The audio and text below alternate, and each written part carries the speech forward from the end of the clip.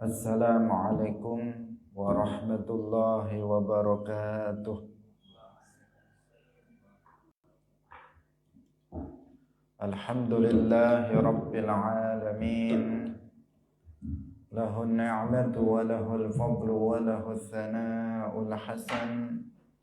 Wa salawatullahil barrir rahim wal malaikatil muqarrabin ala sayyidina wa maulana Muhammadin wa ala alihi wa ashabihi tayyibin at-tahirin.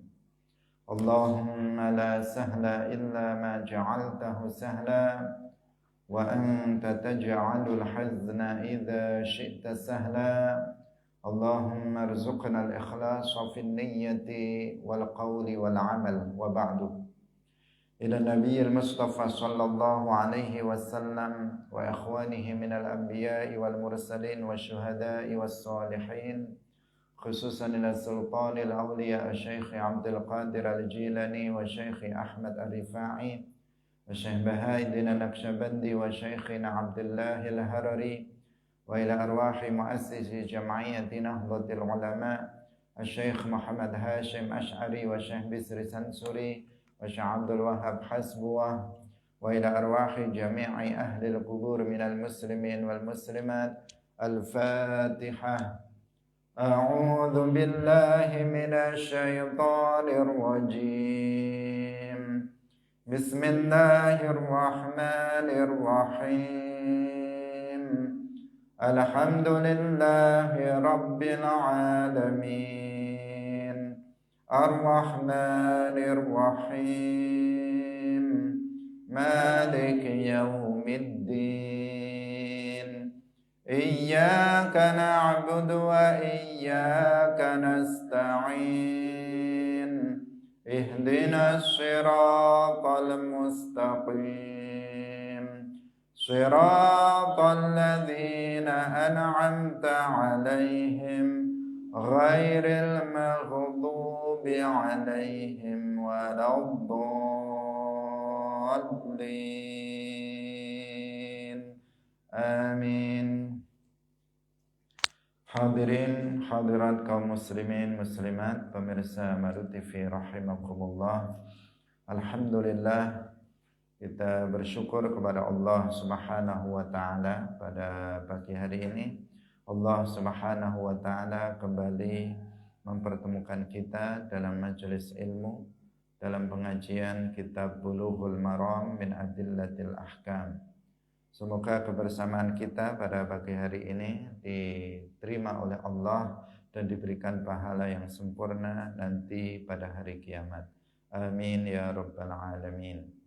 Salawat dan salam semoga tetap tercurahkan kepada Nabi Agung Nabi Muhammad sallallahu alaihi wasallam, para sahabatnya, keluarganya, serta seluruh umat Islam yang mengikuti beliau hingga yaumil qiyamah. Hadirin rahimakumullah. Mari kita memulai pengajian kita pada pagi hari ini dengan mengikhlaskan niat kita masing-masing lillahi ta'ala. Karena seperti yang kita ketahui bahwa amal soleh yang kita lakukan sebesar apapun dan sebanyak apapun, apabila tidak disertai dengan niat yang ikhlas, maka amal tersebut tidak akan diterima oleh Allah Subhanahu wa taala. Karena itulah senantiasa kita mengingatkan agar mengikhlaskan niat kita dalam setiap amal soleh yang kita lakukan. Hadirin rahimakumullah. Pada pagi hari ini kita akan memasuki bab yang baru, yaitu tentang sholatul jamaah dan imamah. Qala al-muallif rahimahullahu ta'ala babu sholatil jama'ati wal imamati. Utawi iki iku bab nerangaken sholat jamaah wal imamati lan imamah, dadi imam. Hadirin rahimakumullah. Sholat jamaah sebagaimana kita telah ketahui, karena telah diterangkan oleh para ulama dalam kitab-kitab fikih, hukumnya kalau dalam sholat maktubat, dalam sholat 5 waktu, sebagian ulama mengatakan fardu kifayah dan sebagian ulama mengatakan hukumnya adalah sunnah muakkadah kalau dalam mazhab Syafi'i. Ada yang mengatakan fardu kifayah dan ada yang mengatakan sunnah muakkadah dalam mazhab Syafi'i. Tetapi yang lebih kuat adalah pendapat yang mengatakan bahwa hukumnya adalah fardu kifayah. Tetapi fardu kifayahnya dalam masalah ini, dalam sholat jamaah ini tidak seperti fardu kifayah dalam tajhizul janazah, dalam pengurusan janazah. Kalau dalam pengurusan janazah, ketika sudah ada satu orang muslim yang melaksanakannya, mengurus janazah, memandikannya, mengkafaninya, mensolatinya, dan menguburkannya, ada satu saja yang melakukannya, maka seluruh umat Islam yang lainnya telah gugur kewajibannya. Tetapi kalau dalam sholat jamaah, itu bukan kalau ada sedunia ini misalnya atau satu kampung seluruhnya ada satu orang yang berjamaah kemudian yang lain gugur, tidak demikian. Tetapi dilihat dari telah terwujudnya syiar jamaah apa tidak. Apabila di suatu tempat syiar jamaah itu telah tersiar, telah terwujud, maka orang yang berada pada tempat dalam jarak tertentu yang di situ syiar jamaah sudah terwujud, maka mereka jika tidak jamaah itu tidak berdosa. Tetapi jika syiar jamaah sudah nggak ada di tempat tertentu, maka di situ wajib dilakukan sholat jamaah lagi. Misalnya dalam satu dusun atau satu kampung. Satu kampung itu misalnya luas. Jika syiar dari jamaah itu telah terwujud di bagian barat kampung itu.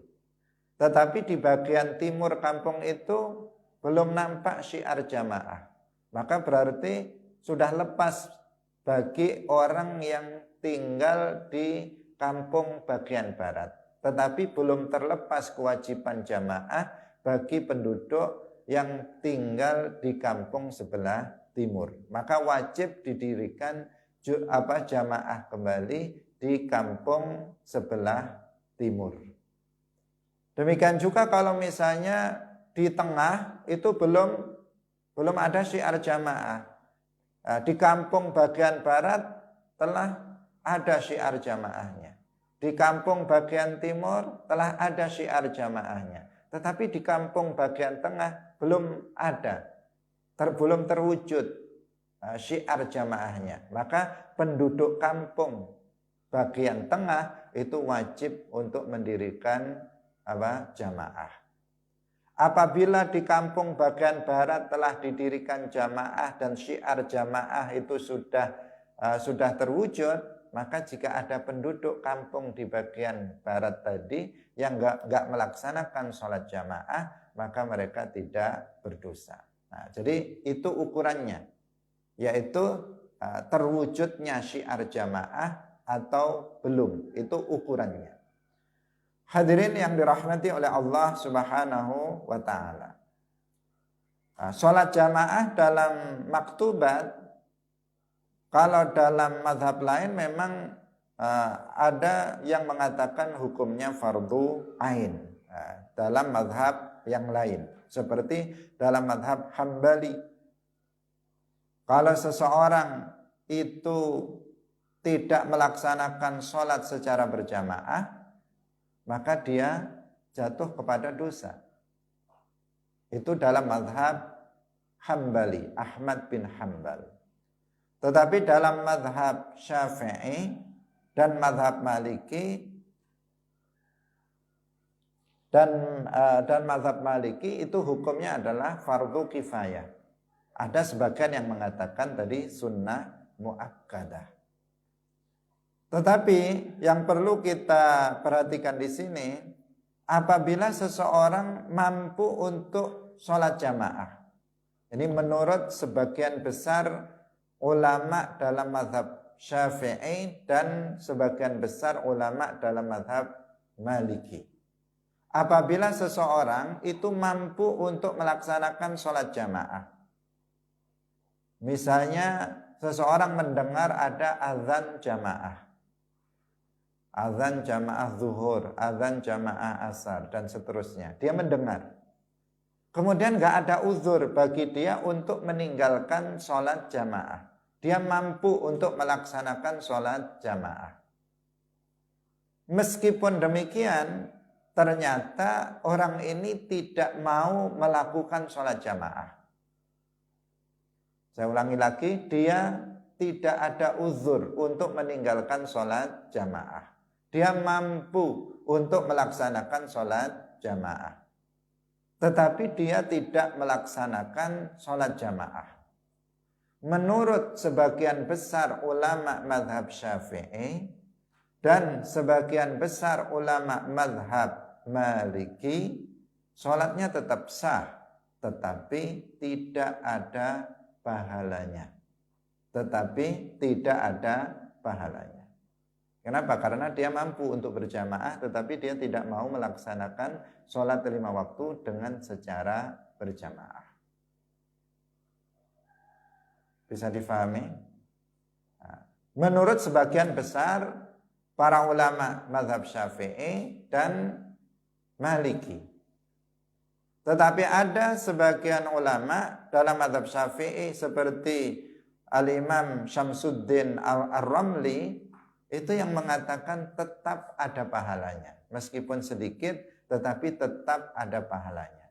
Karena menurut beliau sebuah amalan yang kemudian itu sunnah dilakukan, karena menurut sebagian ulama tadi sholat jamaah hukumnya apa? Sunnah muakkadah. Kemudian seseorang meninggalkannya, artinya dia kemudian melakukan sesuatu yang makruh dalam sholatnya, itu tidak menghilangkan semua pahala, tetapi menghilangkan sebagian dari pahala, dan pahalanya akan tetap ada. Itu menurut Al-Imam Syamsuddin Ar-Ramli dalam mazhab Syafi'i.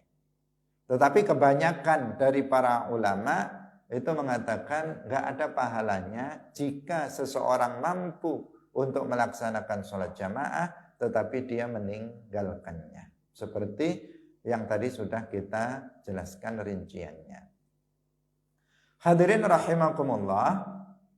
Dengan demikian tentang hukum sholat jamaah ini, dalam sholat 5 waktu itu hukumnya fardu kifayah. Dalam mazhab Syafi'i sebagian mengatakan sunnah muakkadah. Dalam mazhab Hambali hukumnya adalah wajib. Orang yang meninggalkannya maka dia berdosa.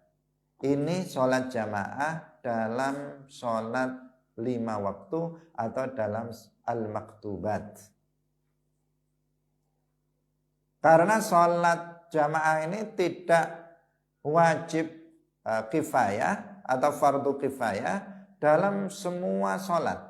Tetapi yang dimaksud adalah dalam sholat 5 waktu. Zuhur, asar, maghrib, isya, subuh. Dan terkadang dalam sholat yang lainnya hukumnya itu bisa menjadi sunnah. Jamaah itu menjadi sunnah. Dan jamaah itu hukumnya bisa juga menjadi makruh. Dan jamaah itu bisa hukumnya juga menjadi mubah. Jamaah itu bisa juga hukumnya haram. Kita jelaskan satu persatu. Tadi jamaah hukumnya fardu kifayah dalam mazhab Syafi'i, atau sebagian mengatakan sunnah muakkadah. Jamaah di mana? Jamaah dalam sholat 5 waktu. Nah, sekarang jamaah itu hukumnya sunnah. Dalam sholat apa? Yaitu dalam sholat-sholat sunnah yang disyariatkan untuk dilakukan secara berjamaah. Seperti dalam sholatul idain, dalam sholat 2 hari raya, dalam sholat Idul Fitri dan sholat Idul Adha. Itu disunnahkan seseorang melakukannya secara berjamaah. Kalau ada seseorang melakukan sholat sunnah Idul Fitri atau Idul Adha itu munfaridan, melakukannya sendiri tanpa sah atau tidak sah, tetapi dia kehilangan sunnah, dia kehilangan pahala amalan sunnah. Atau contohnya lagi adalah sholatut tarawih. Sholat tarawih, seseorang melakukan sholatut tarawih tanpa berjamaah maka sah, tetapi dia kehilangan pahala sunnah jika dia melakukannya sendirian. Atau seperti misalnya sholatul khusufil qamar atau khusufis syams, gerhana matahari atau gerhana bulan. Maka itu juga dianjurkan atau disunnahkan untuk dilakukan secara berjamaah. Apabila seseorang melakukannya itu sah, tetapi dia akan kehilangan pahala amalan sunnah. Ini yang kedua, yaitu jamaah hukumnya sunnah dalam sholat-sholat sunnah yang disyariatkan untuk berjamaah. Kemudian ada jamaah itu hukumnya mubahah, tanpa pahala. Sebaiknya seseorang itu melakukannya sendirian, tidak secara berjamaah, tetapi dia melakukannya secara berjamaah.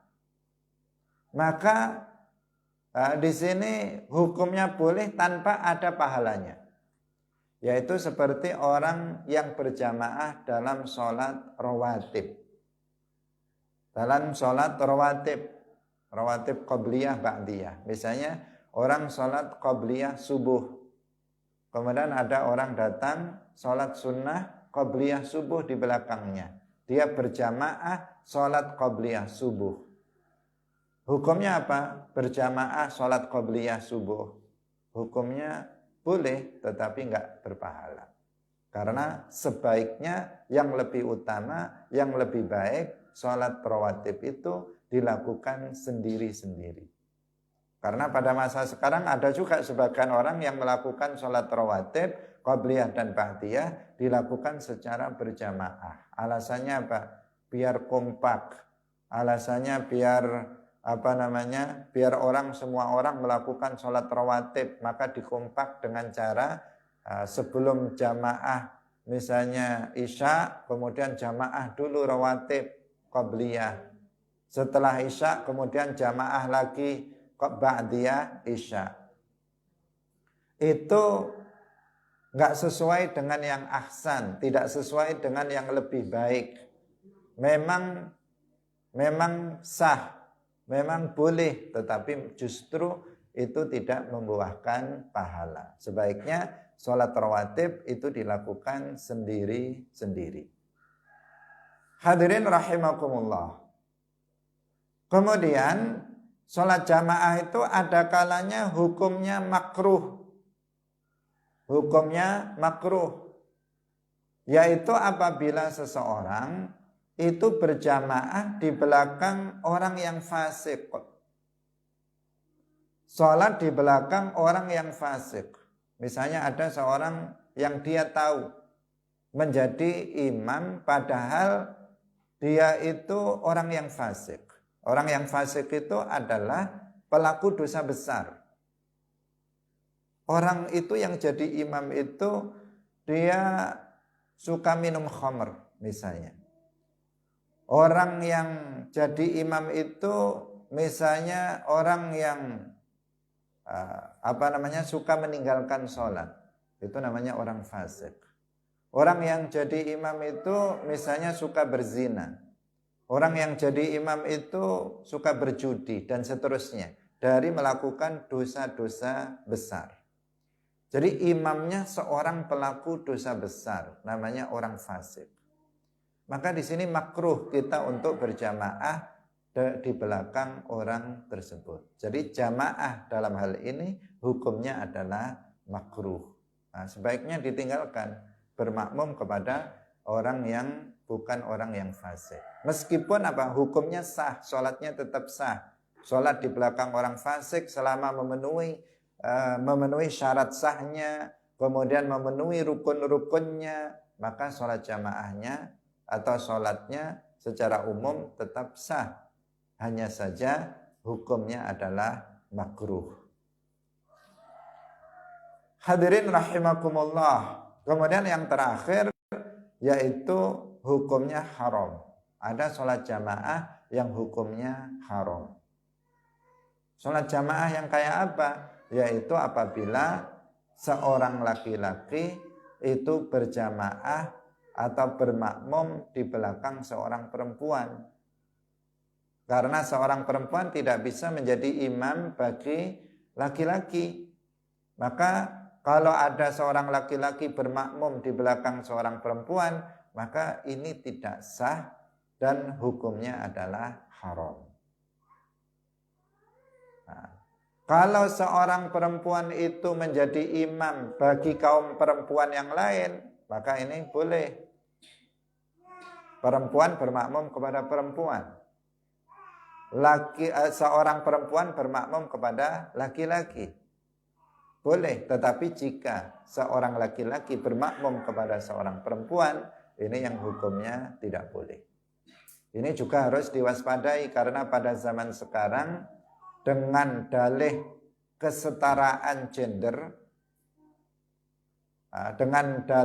kesetaraan gender, mengatakan laki-laki dan perempuan itu sama, mereka mengatakan begitu, kemudian ada sebagian perempuan yang kemudian berani menjadi imam. Ada di Amerika seseorang perempuan pejuang kesetaraan gender, kemudian dia mendirikan sholat Jumat, dia yang khutbah, perempuan itu yang khutbah, kemudian dia yang juga menjadi imam sholatnya. Ini kesetaraan gender yang kebablasan, kebablasan. Karena laki-laki dan perempuan itu ya ada sisi kesamaannya, ada sisi ketidaksamaannya. Secara zahir laki-laki dan perempuan sama atau beda? Ya beda. Dari sisi fisiknya berbeda, dari sisi sebagian sifat-sifatnya berbeda. Laki-laki tidak haid, perempuan ada haid, laki-laki tidak mengandung, perempuan mengandung dan sebagainya. Dalam banyak hal laki-laki dan perempuan itu berbeda dan tidak bisa disamakan, Tetapi dalam sebagian hal yang lain laki-laki dan perempuan itu bisa disetarakan, bisa disamakan. Misalnya dalam hal sama-sama berpeluang untuk untuk masuk surga nanti di akhirat. Berpeluang untuk menjadi seorang wali, orang yang soleh, berpeluang sama-sama mendapatkan pahala apabila dia melakukan amal soleh. Dalam Al-Quran disebutkan wa may ya'mal minas solihati min dzakarin aw untha wa huwa mu'min. Nah, dikatakan di situ wa may ya'mal minas solihati, barang siapa yang beramal soleh min dzakarin aw untha, baik dia itu laki-laki maupun dia itu perempuan, wa huwa mu'min, syaratnya dia mukmin. Jadi di situ dikatakan laki-laki atau perempuan jika dia beramal soleh dan dia seorang mukmin, faulaika yadkhulunal jannata wa la yuzlamuna naqira, maka mereka itu akan masuk ke dalam surga dan sedikit pun tidak akan dizalimi. Jadi dalam hal sama-sama berpeluang untuk diterima amal solehnya laki-laki perempuan sama. Dalam hal nanti akan di akhirat akan bisa masuk ke dalam surga, mendapatkan derajat yang tinggi indallah, itu laki-laki maupun perempuan sama-sama memiliki kesempatan yang sama. Karena kemuliaan indallah itu terletak kepada takwanya. Inna akramakum indallahi atqakum. Sesungguhnya yang paling mulia di antara kalian adalah orang yang paling bertakwa di antara kalian. Bukan orang yang paling bertakwa itu adalah kaum laki-laki. Bukan, tetapi orang yang paling bertakwa apakah dia laki-laki atau perempuan. Jika ada seorang perempuan dia lebih bertakwa dari seorang laki-laki, maka seorang perempuan itu lebih mulia dari laki-laki yang tidak bertakwa. Ukurannya adalah pada takwa, bukan pada jenis kelamin laki-laki ataupun perempuan.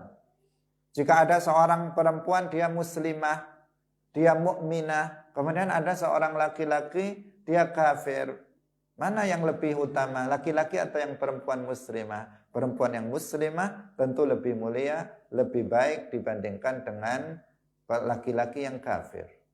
Jika ada seorang muslimah dan laki-laki muslim, yang muslimah dia bertakwa, yang muslim laki-laki dia tidak bertakwa, maka yang perempuan yang muslimah yang bertakwa dia lebih utama dibandingkan dengan laki-laki muslim yang fasik. Nah, karena letak kemuliaan itu adalah pada ketakwaan, bukan pada jenis kelaminnya. Tetapi dalam sisi yang lain, laki-laki perempuan berbeda. Dan tidak kemudian dipaksakan untuk sama.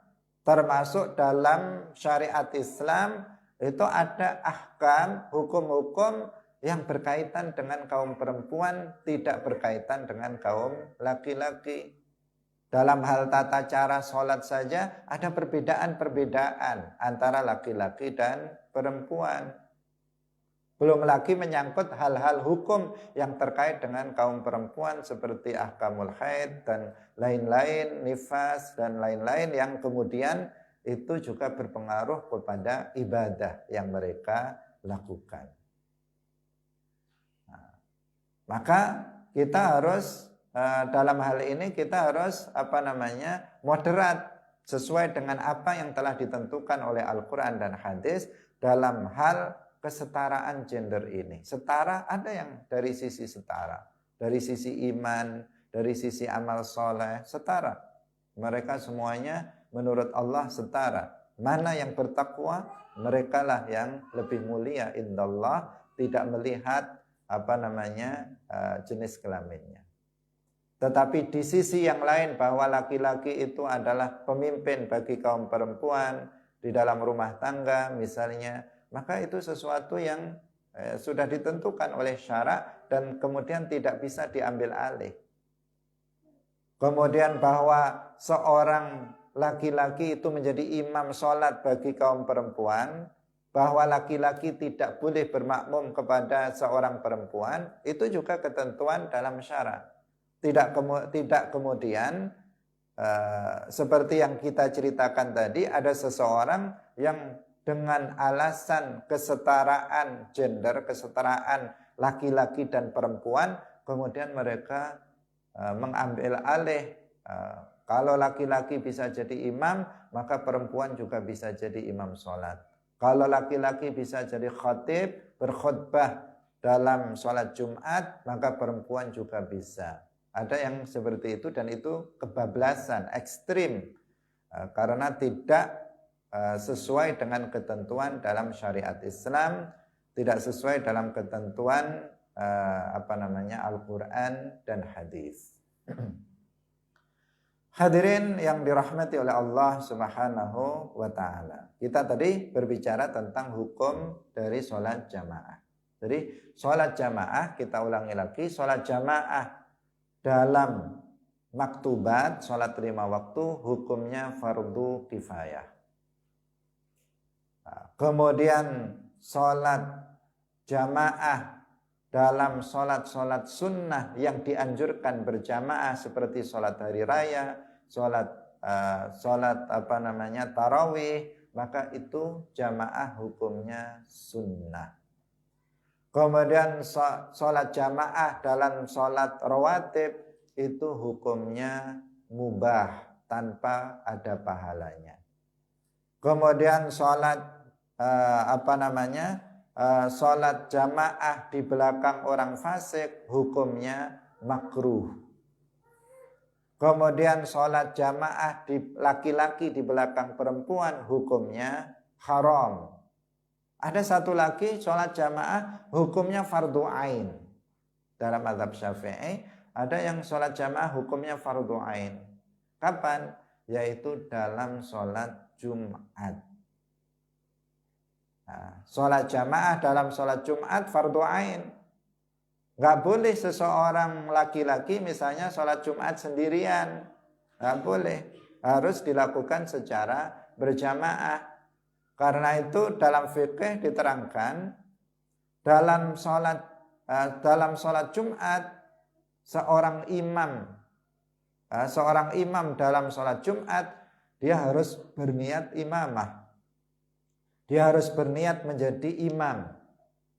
Beda dengan sholat jamaah dalam selain sholat Jumat. Kalau misalnya kita sholat 5 waktu, sholat maghrib, misalnya imamnya nggak niat jadi imam.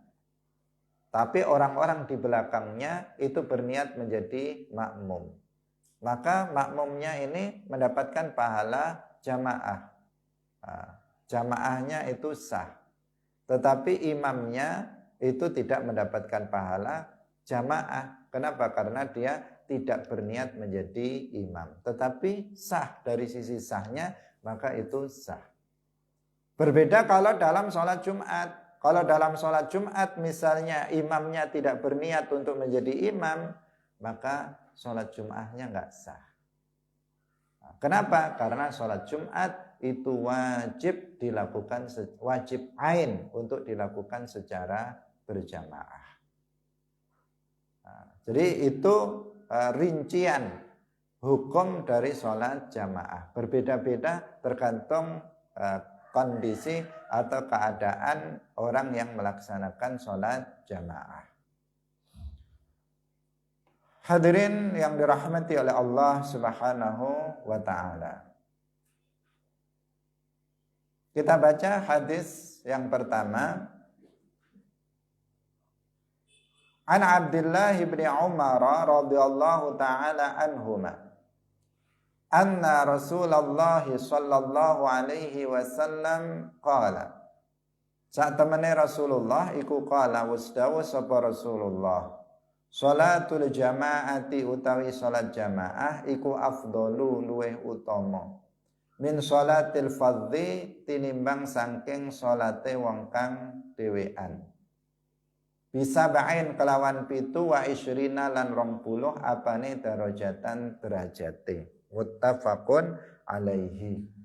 Walahuma lan ketuwe al-Bukhari wa Muslim an Abi Hurairah radhiyallahu ta'ala anhu bi khamsin kelawan 5 wa isyrina lan 20 apane juz'an bagiane. Wa kadzalil Bukhari lan iku kaya mangkene lil Bukhari ketuwe Bukhari an Abi Sa'idin wa qala darajatan ay bi khamsin wa isyrina darajatan. Hadirin rahimakumullah, hadis yang pertama ini menunjukkan tentang keutamaan sholat jamaah dibandingkan dengan sholat. Hadis ini menerangkan bahwa sholat jamaah itu lebih utama dibandingkan dengan sholat sendirian. Karena ini menunjukkan keutamaan sholat berjamaah dibandingkan dengan sholatnya tetap sah, tetapi kalau seseorang melakukan sholat tanpa berjamaah maka dia berdosa, tetapi sholatnya sah. Hadis ini itu menguatkan pendapat yang mengatakan, yaitu pendapat semua pendapat dari para ulama yang mengatakan bahwa sholat sendirian itu sah. Buktinya di sini diperbandingkan dengan sholat jamaah, bahwa sholat jamaah lebih utama dari sholat sendiri. Sholat sendiri sah, sholat jamaah sah, tetapi sholat jamaah lebih utama daripada sholat sendirian. Dan keutamaannya itu bisa ba'in wa isyrina darajah. Perbandingannya itu 27 derajat. Dalam riwayat yang lain disebutkan bi khamsin wa isyrina juz'a atau bi khamsin wa isyrina darajah, yaitu 25 derajat. Jadi ada riwayat ini dan ada riwayat itu. Keutamaan sholat jamaah dibandingkan dengan sholat sendirian itu 27 derajat. Sebagian mengatakan 25 derajat dalam riwayat yang lain. Nah, keutamaan sholat jamaah dengan 27 derajat dibanding atau 25 derajat dibandingkan dengan sholat sendirian itu berlaku apabila seseorang itu melakukannya di masjid dan juga berlaku apabila seseorang melakukannya di rumah. Kalau ada seseorang sholat jamaah di rumah dapat 27 derajat. Ada seseorang yang melakukan sholat jamaah di masjid juga dapat 27 derajat. Apa maksudnya 27 derajat? Artinya dia seperti melakukan 27 kali sholat. Sekali dia sholat, pahalanya itu seperti dia melakukan sholat 27 kali. Nah, luar biasa. Kita melakukan sholat 1 kali, sholat maghrib. Kemudian kita melakukannya secara berjamaah. Maka keutamaannya, pahalanya seperti pahala sholat 27 kali. Dalam riwayat yang lain seperti pahala sholat 25 kali. Artinya sangat besar pahalanya. Itu berlaku di rumah ataupun di masjid. Hanya saja apabila sholat jamaah itu dilakukan di dalam masjid, maka akan ada mudha'afatul ajr. Ada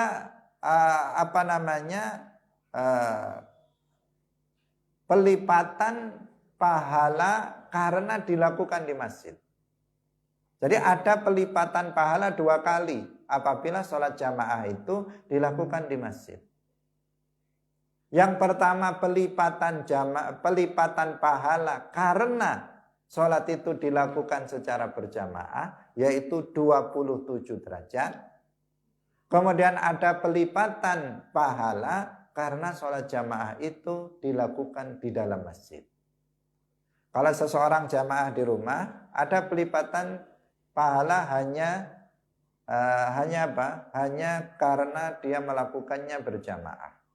Tetapi apabila dia melakukannya di masjid, maka ada 2 kali pelipatan pahala, yaitu pelipatan pahala jamaah dan pelipatan pahala sholat di dalam masjid. Nah, karena sholat di dalam masjid itu lebih utama dibandingkan, ini maksudnya untuk sholat wajib. Sholat wajib, sholat fardu itu yang lebih utama dilakukan di masjid. Nah, ketika dikatakan lebih utama, konsekuensinya pahalanya lebih besar dibandingkan apabila seseorang melakukan sholat wajib itu di rumah. Beda dengan kalau sholat sunnah. Kalau sholat sunnah yang lebih utama, sholat sunnah rawatib yang lebih utama itu dilakukan di rumah. Qobliyah ba'diyah yang lebih utama dilakukan di rumah. Karena rumah ini juga harus dihidupkan, artinya dilakukan sholat jamaah di dalamnya. Seperti hadis yang sebelumnya yang di mana Rasulullah mengatakan, janganlah kalian jadikan rumah kalian itu kuburan. Jangan kalian jadikan rumah kalian itu sebagai kuburan. Kuburan itu Orang yang ada di dalamnya ada nggak yang baca Quran? Nggak ada. Mereka orang mati. Diam semua, nggak ada yang baca Quran. Nah, maka rumah kamu di atas bumi ini jangan kamu jadikan kayak kuburan. Nggak pernah sholat di dalamnya, nggak pernah baca Quran dan seterusnya. Maka sholat sunnah di rumah itu lebih utama dibandingkan apabila di masjid. Nah, sholat sunnah rawatib. Sedangkan sholat wajib yang lebih utama dilakukan di mana? Di dalam masjid. Bagi perempuan yang lebih utama itu melaksanakan sholat itu sholat wajib itu di rumah. Apabila dia melakukannya di masjid, dia juga mendapatkan pahala. Dia juga mendapatkan pahala karena telah melakukannya di masjid. Jadi pahala bagi perempuan, karena pada zaman Nabi kaum perempuan sebagian mereka juga pergi ke masjid melaksanakan sholat jamaah di masjid. Nah, meskipun bagi kaum perempuan yang lebih utama dia melakukannya di rumah. Ada hadis lain yang menjelaskan tentang itu dan insya Allah nanti akan kita melewati hadis tersebut. Hadirin yang dirahmati oleh Allah Subhanahu wa Ta'ala. Nah, bagi perempuan tadi kita katakan dia dikatakan lebih utama melakukan sholat di rumahnya daripada di masjid. Tetapi apabila dia melakukannya di masjid dia tetap mendapatkan pahala karena memang kaum perempuan yang paling baik itu adalah apabila dia lebih banyak berdiam diri di rumahnya. Nah, sebagaimana disebutkan di dalam hadis Rasulullah Shallallahu Alaihi Wasallam bahwa aqrabu ma takunul mar'atu min wajhi rabbiha idza kanat fi qa'ri baitiha. Perempuan yang paling taat kepada Tuhannya itu adalah apabila dia banyak mulazamah, banyak menetap di dalam rumahnya. Tidak banyak keluar, tidak banyak kemana-mana, apalagi melakukan hal-hal yang tidak bermanfaat, apalagi melakukan sesuatu yang kemudian bisa menimbulkan fitnah di luar rumahnya. Hadirin rahimakumullah, demikian pengajian kita pada pagi hari ini. Kita cukupkan dulu sampai di sini karena hadis yang kedua ini panjang dan membutuhkan penjelasan yang agak panjang lebar, sehingga insya Allah akan kita bahas dalam pertemuan selanjutnya. Barakallahu fikum wallahul muwaffiq ila aqwamit thariq. Wassalamualaikum warahmatullahi wabarakatuh. La ilaha illallah. Allahumma salli ala sayyidina Muhammad wa ala alihi wa sahbihi wa sallim. Rabbi ghfirli wa liwalidayya wa lil mu'minina wal mu'minat.